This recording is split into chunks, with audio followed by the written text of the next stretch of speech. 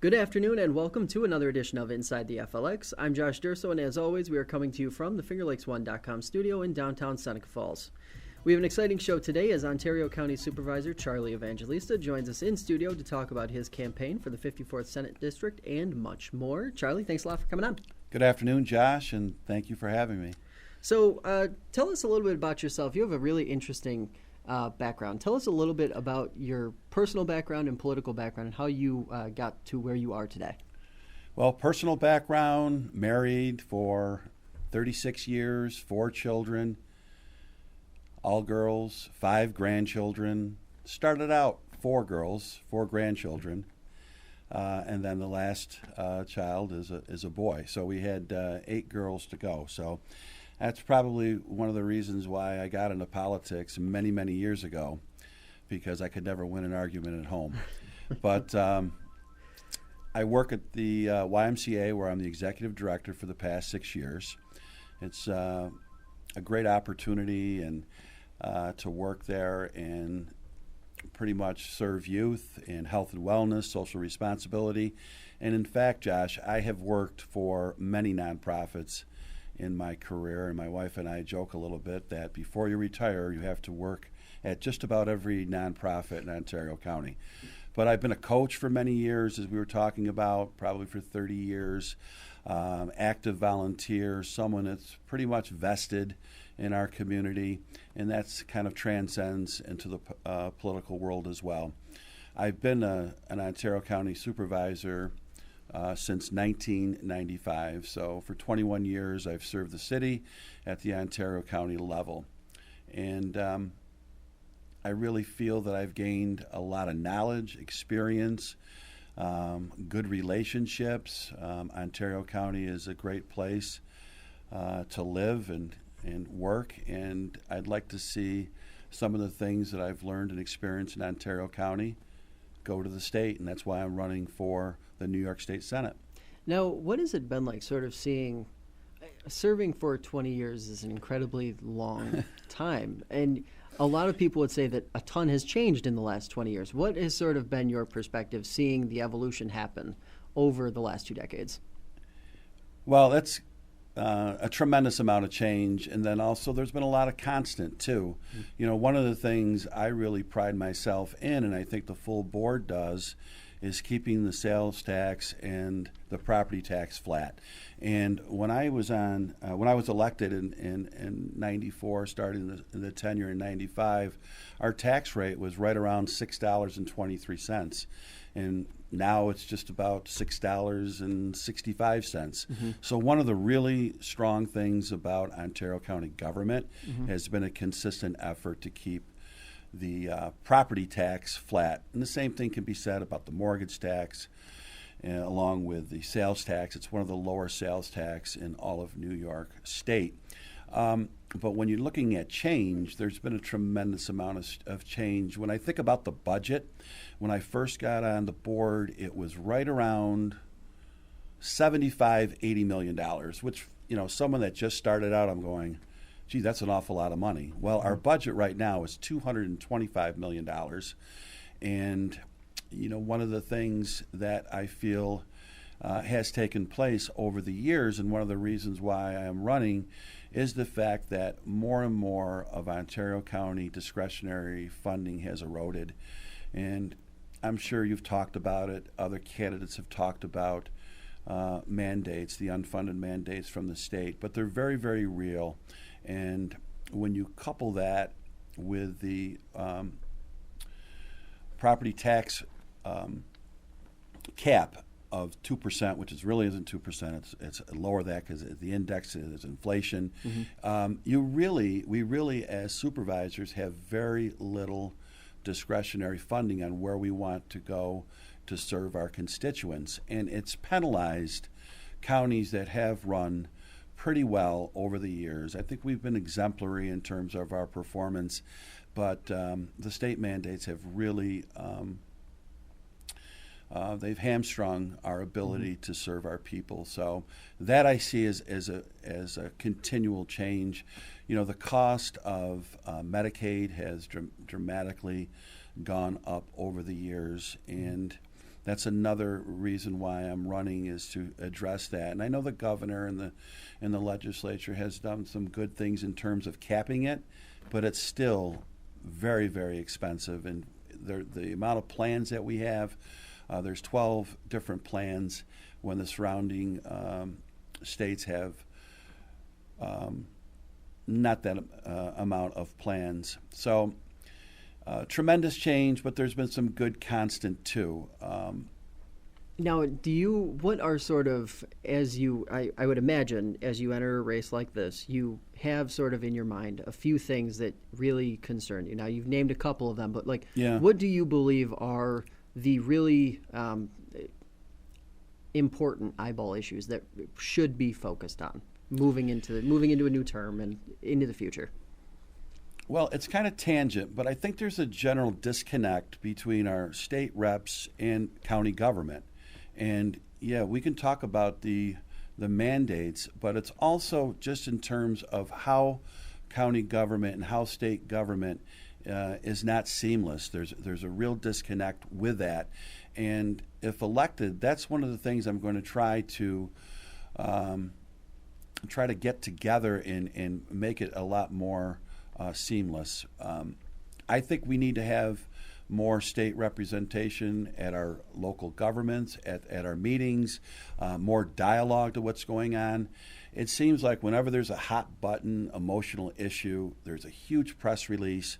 Whether or not there was a check that was presented to a municipality or a government, there's a lot of fanfare. So, but there's not a lot of good government that's happening. Mm-hmm. I think our assemblymen and our current senator have done a very, very good job over the years in terms of delivering back to our community. Mm-hmm. But at the same time, I both supported the 2% property tax cap, which most local government was against. Mm-hmm. As pensions keep rise, as health care keeps rising, those things impact us greatly. So those are some things that I'm going to try to bring if elected. We're a rural county. I'm proud of the fact that we're a rural county, but we need to make sure that some of the concerns that we have in local government are addressed at a state level. We have a great natural beauty in our Finger Lakes. There's no doubt about it. And I've said this before, that a lot of people call this, the last frontier. There's a lot of unspoiled areas in here, and we have some threats that we need to address both locally and with some of our state officials. Mm-hmm. The Crestwood shouldn't even be on the table. That whole storage of flammable gas in caverns down at the lake makes absolutely no sense. Mm-hmm. The return is very, very little, like 10 jobs. And you're talking about having something that could possibly, jeopardize the drinking water for 100,000 people. Mm-hmm. I think as a state rep, I know it's a DEC. I've been around enough to know the regulatory, and I know the chain, and I know the different parts of government. But I don't think there's anything that a state senator shouldn't say regarding coming out and saying, I really oppose this, and I'm going to represent the area, and if I have to write a letter to DEC and I have to get behind the people that are in the trenches opposing this, then I will. Mm-hmm. We have 2 landfills, and my position on the 2 landfills, one in Ontario and one here just down the road, is that when the permits expire, we have to do everything we possibly can do to say that's the end of the road for that, which would be 23 for here at Seneca Meadows and 26, 27 for Ontario's. Now, a lot of those, and you're talking about primarily environmental issues, but you're talking about geographically a pretty large gap between those 2 issues that you just talked about, the landfill issues and then the Crestwood issue. Now, what is is there an unseen challenge in trying to navigate a district that is kind of choppy in terms of distance covered and diversity of issues across the board?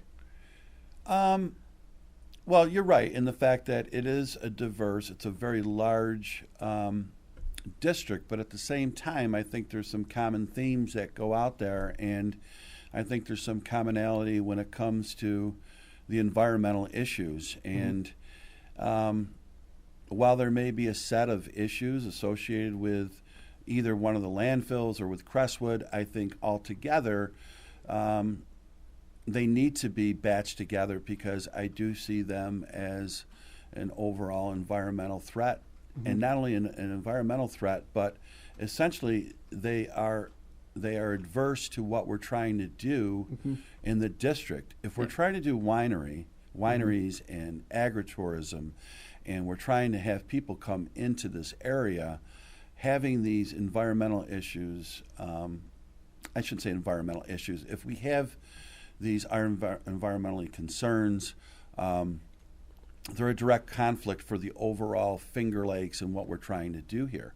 Even though the district is Wayne County, it's Webster, it's parts of Cayuga, Tompkins, Seneca, and Ontario, you really are talking about, upstate New York, a big swath of land here. Now, you mentioned those two issues, the landfilling and the Crestwood issue. Now, at the same time, yesterday, a major announcement was just made in Geneva with the awarding of a $10 million grant. Now, it would seem as though there's a conflict there in terms of you have these projects that are coming up on the lake, but this is a grant geared towards Seneca Lake, correct? Well, yes. What essentially has been happening in the city of Geneva and actually Ontario County is how do we leverage our best assets, which are our lakes. And I've been you could say that I started out as a supervisor at a very young age, but that's not true either. But I've been around long enough to know that for 50 years we've been talking about how do we bridge downtown Geneva and what's happening at our lakefront. And there's been some really good things that have been happening down there. When the Ramada was built, and actually it was built just about 18 years ago, when then Governor Cuomo was HUD secretary under the Clinton administration. I remember walking that shoreline saying how wonderful we're going to have a tourist area right down on our lakefront with a Ramada. And they've been doing some really nice things down at the lakefront, and they've also been really judicious on what they've been putting down there. Very careful amenities have been put out there. And there's 2 or 3 miles. Just about 2 or 3 miles of lakefront that's unspoiled down there. And to me, that's really why people come to the area. I call it the Seinfeld effect. It's really a story about nothing, and that's why people come down there. So I think what the governor is doing is, first of all, he's awarded 10 of these grants. The grant was super competitive, and I want to make sure that people out there know that this wasn't just some arbitrary, subjective granting of $10 million to a municipality because of maybe someone was a Democrat or someone. It was based on competition. 122 applications. Yeah. It got down to 25, and then the city of Geneva was involved in that 25, and then there was a video and an actual presentation lasting a half hour. And I think the city did a fantastic job with Sage Gerling, Matt Horn.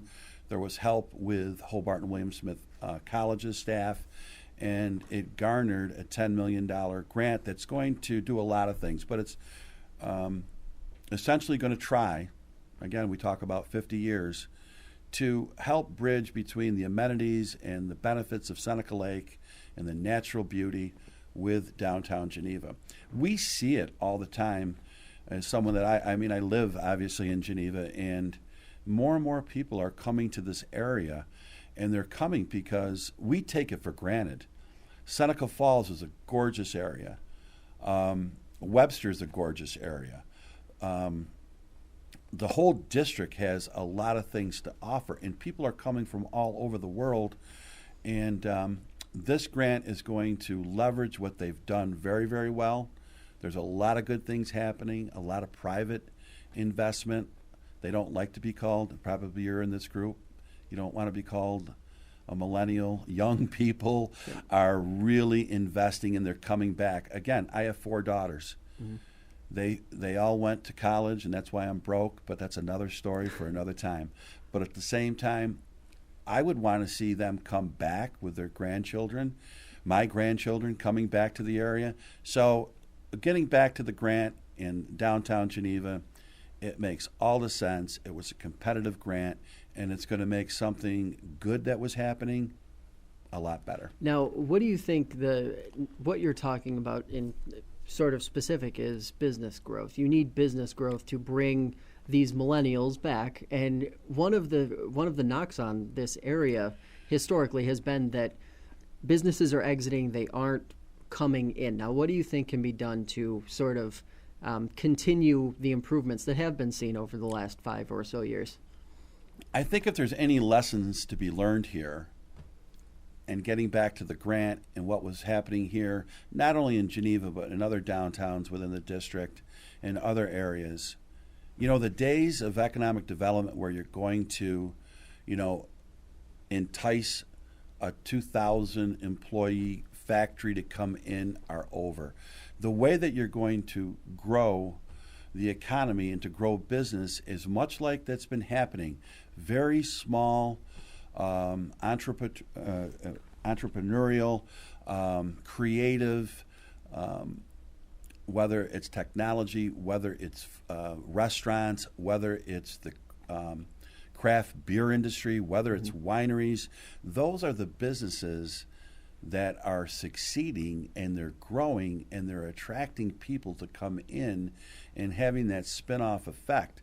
If you look at the city of Geneva in terms of the Linden Street experiment that they've done there, I have people that will come in and they rent my house from next door, and they walk from Main Street, and they go down to Linden Street, and they go downtown, and they say, much like here, there's good things happening in Seneca Falls, Waterloo, Geneva, Canandaigua, that these are real reasons why people want to come down and spend their money and vacation here.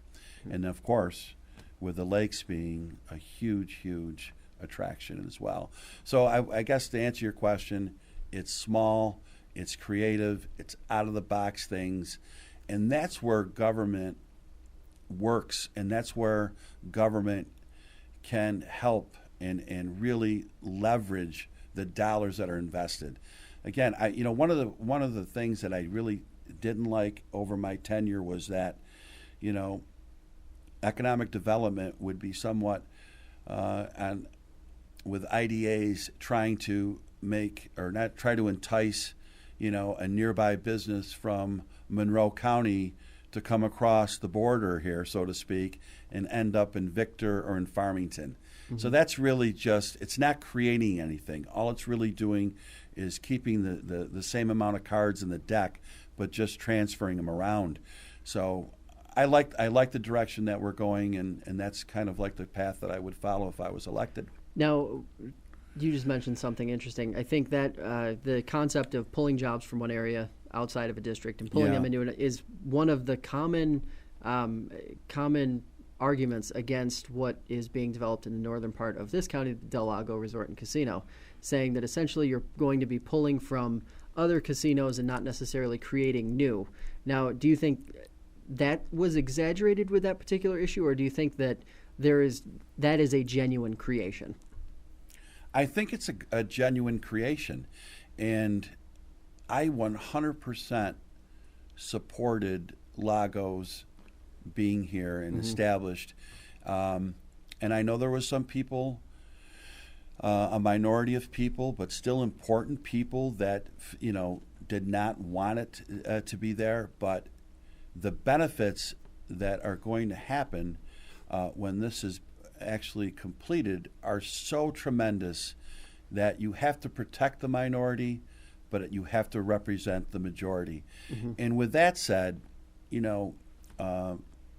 Finger Lakes Racetrack is in my county, my existing county, as a current supervisor, and it's done fantastic in terms. I think it might be one of the number one employers, and at the same time, it also, through the efforts of Senator Nozzolio and the state Senate,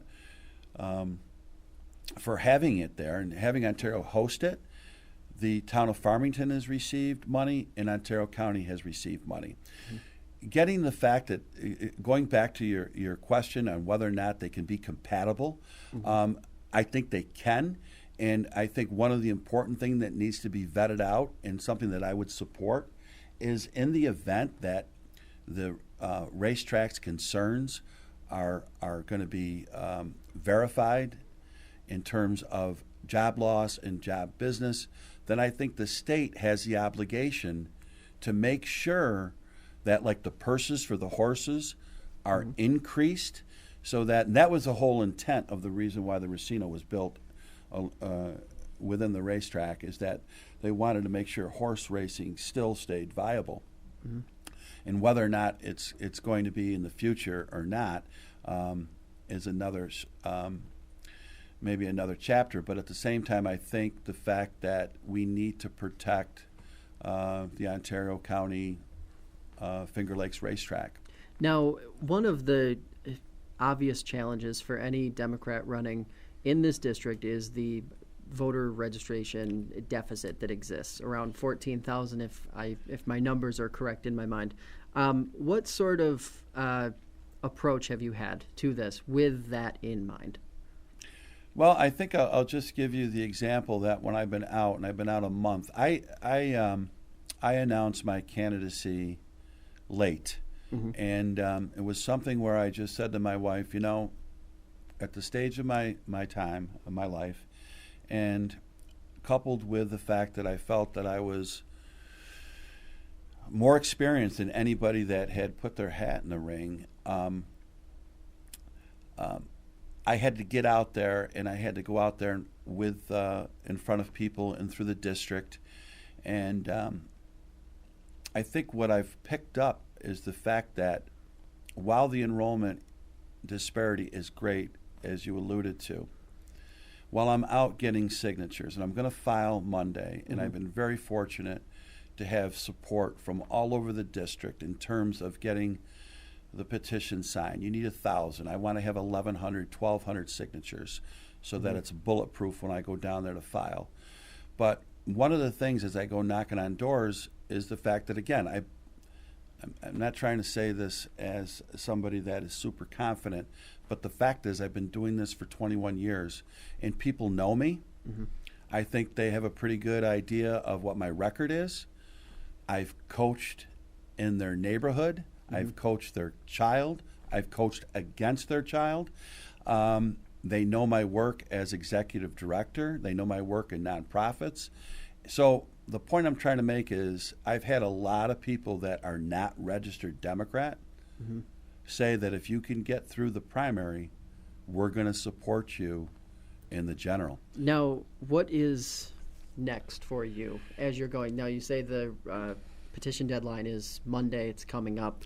Well, you can file all the way up until the 14th, but I'm going to try to get out there and head down to Albany. You have to file in Albany, so I'm going to go down there. But next week, for all intents and purposes. Now, what are the next steps for you after that point? Will you be continuing going door to door? Will you continue sort of engaging people? What's the process look like, the outlook?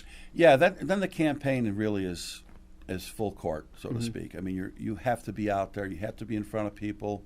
And the other thing is you have to listen to people, and that's one of the things that as I go through Wayne County, Ontario County, up in Webster, no matter where I go, there's a lot of people that are angry. And when you knock on their door, they're angry about the way the discourse is happening at our federal level. There's a lot of negatives associated with both candidates, with the top of the ticket, so to speak, with Mr. Trump and Mrs. Clinton. And you ask what's changed over the years, people aren't necessarily as in tuned as they were years ago. They get a sound bite. They hear something they see something on social media. They see something on the television set, whether it's Fox News or CNN, and they make up an opinion. There's not a lot of, for some people, there's not a lot of thought, and there's not a lot of vetting of the issues. There's a quick knee-jerk reaction out there. So I think one of the challenges for all the people that are running is that government really, if you think government is the enemy, then you really shouldn't be running. And for people out there, I listen to what they're saying and their frustration, and I just try to bring them back to say, my candidacy is all about the fact that government can work. And you have to believe in that. And if you don't believe in that, then you're probably just going to be in your house just railing, like from the movie Network, where the guy is just yelling from the top window. So that's what I'm about, and that's really what I'm trying to do, as you say, in next steps. Honestly, I don't have much money, and I'm going to spend what I can raise, but I don't think I'm going to go into this with the idea that I'm going to spend $250,000 because, number one, I don't have it, and I don't have anything close to that. But I'm hearing, some people at the state level have called me and said, well, do you have this amount of money? I said, no, I don't. But I feel like I have the people behind me. I feel like I have a record behind me. Maybe that's idealistic, or maybe it's naive, but that's what I'm about. Well, we really appreciate you coming on, and we will definitely be having you back in the near future, probably. Josh, thanks. And you're doing a great service with this, and I really appreciate you having me on. And anytime you invite me, I'll make it a point to come back. Great. Thanks a lot. Awesome. Thank you. That's going to do it for us today. I'd like to thank Charlie for stopping by and wish him the best of luck as his campaign moves forward. As a reminder to our viewers, Inside the FLX airs Sundays at 7 p.m. on Time Warner Cable Channel 12. As always, the latest news, updates, and podcasts are just a click or a touch away with the Finger Lakes One app, available on Apple and Android devices. For Geneva City Supervisor Charlie Evangelista, I'm Josh Durso, reminding you to join us next week on another edition of Inside the FLX.